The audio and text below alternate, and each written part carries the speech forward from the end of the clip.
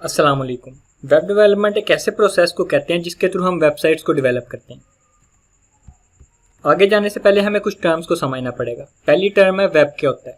जब हम बहुत सारी डिवाइसेस को किसी नेटवर्क के ऊपर कनेक्ट करते हैं ताकि हम कंटेंट को शेयर कर सकें, जैसे ऑडियो को, वीडियो को, डॉक्यूमेंट्स को या इमेजेस वगैरह को शेयर कर सकें, तो इसे सिंपली वेब कहते हैं।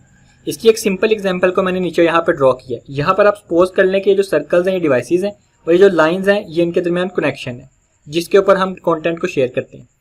तो ये वेब की एक सिंपल सी एग्जांपल है। जो दूसरी टर्म है वो है वेबसाइट। वो प्लेटफॉर्म या वो जगह जहां पर हम अपने कंटेंट को शेयर करते हैं उसे वेबसाइट कहते हैं। इसकी एग्जांपल्स लेते हैं। एक मशहूर एग्जांपल इसकी यूट्यूब है जिसके ऊपर वीडियोस को शेयर किया जाता है, वो एक वेबसाइट है। इसी तरह से एक और वेबसाइट है पिंटरेस्ट जिसके ऊपर इमेजेस को शेयर किया जाता है। इनके अलावा इस वक्त दुनिया में मिलियंस ऑफ वेबसाइट मौजूद हैं। अगर हम कंक्लूड करना चाहें तो ये कह सकते हैं कि हमें कंटेंट को यानी कि ऑडियो को, वीडियो को, डॉक्यूमेंट्स को शेयर करने के लिए एक वेबसाइट की जरूरत होती है और इस वेबसाइट को बनाने के लिए जो प्रोसेस है उसे वेब डेवलपमेंट कहते हैं। अब यहाँ पर सवाल ये आता है कि वेबसाइट को डेवलप किस तरह किया जाता है।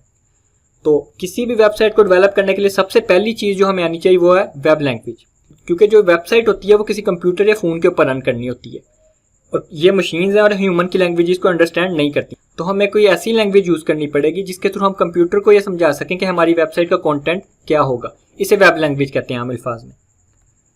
एक वेबसाइट बनाने के लिए जो बेसिकली लैंग्वेज चाहिए होती है वो सिर्फ HTML काफ़ी होती है, लेकिन एक अच्छी वेबसाइट बनाने के लिए 3 लैंग्वेजेस का मस्ट होता है आना। वो है HTML, CSS, जावास्क्रिप्ट। HTML या हाइपर टेक्स्ट मार्कअप लैंग्वेज, ये वो लैंग्वेज है जिसके थ्रू हम किसी वेबसाइट का स्ट्रक्चर डिज़ाइन करते हैं, यानी कि उस वेबसाइट के ऊपर इमेजेस, बटन्स, डॉक्यूमेंट या कोई वीडियो वगैरह ये सारी जो चीज़ें होती हैं ये HTML के थ्रू ऐड की जाती हैं। यानी कि वेबसाइट का जो कंटेंट होता है वो HTML के थ्रू ऐड किया जाता है वेब पेज के ऊपर। इसकी एक सिंपल एग्जांपल यहाँ पर मैंने नीचे ऐड की है, जिसमें मैंने एक टेक्स्ट ऐड किया, नीचे एक बटन ऐड किया। CSS या कैस्केडिंग स्टाइल शीट। अब जो HTML के थ्रू हमने स्ट्रक्चर बनाया होता है वेब पेज का, उसकी लुक एंड फील को बेहतर बनाने के लिए हम CSS को यूज़ करते हैं। फॉर एग्जाम्पल जो हमने पीछे यहाँ पर अपना एक वेब पेज बनाया था जिसमें एक टेक्स्ट ऐड किया था और एक बटन ऐड किया था, अब यहाँ पर उसी वेब पेज की लुक एंड फील को मैंने CSS के थ्रू मज़ीद बेहतर किया। हम किसी भी वेबसाइट की लुक एंड फील को बहुत अच्छा कर सकते हैं CSS के थ्रू। अब हमने HTML के थ्रू अपने वेब पेज का स्ट्रक्चर डिज़ाइन कर लिया, CSS के थ्रू उसका लुक एंड फील को अच्छा कर लिया। अब तीसरी चीज़ आती है एक वेबसाइट का बैकएंड का कोड। किसी भी वेब पेज या किसी भी वेबसाइट के बैकएंड के कोड को, वो भी क्लाइंट साइड के, अब क्लाइंट साइड या सर्वर साइड की होती है, इसको हम बाद में देखेंगे। अभी सिर्फ ये समझें कि क्लाइंट साइड पे किसी भी वेबसाइट के बैकएंड के कोड की लॉजिक को हम जावास्क्रिप्ट के थ्रू लिखते हैं। इसकी एग्जांपल लेते हैं। जैसे यहाँ पर हमने ये बटन ऐड किया था, अब इस बटन की क्या फंक्शनैलिटी होगी, यानी कि जब हम इस बटन को क्लिक करेंगे तो क्या फंक्शनैलिटी परफॉर्म होगी, इसको हम जावास्क्रिप्ट के थ्रू डिफाइन करते हैं कि ये बटन जब क्लिक हो कोई फाइल डाउनलोड होगी या हम किसी नए पेज के ऊपर जाएंगे या कोई और फंक्शनैलिटी परफॉर्म होगी। ये इन सारी चीज़ों को हैंडल जावास्क्रिप्ट के थ्रू किया जाता है।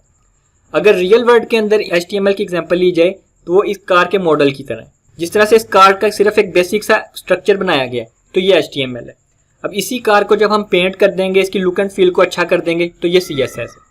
और इस कार के अंदर जब हम इंजन वगैरह ऐड कर देंगे, ब्रेक्स ऐड कर देंगे, एक्सेलरेटर वगैरह ऐड कर देंगे, यानी कि इस कार की वर्किंग और इसकी रनिंग की फंक्शनैलिटी ऐड कर देंगे, तो ये जावास्क्रिप्ट है।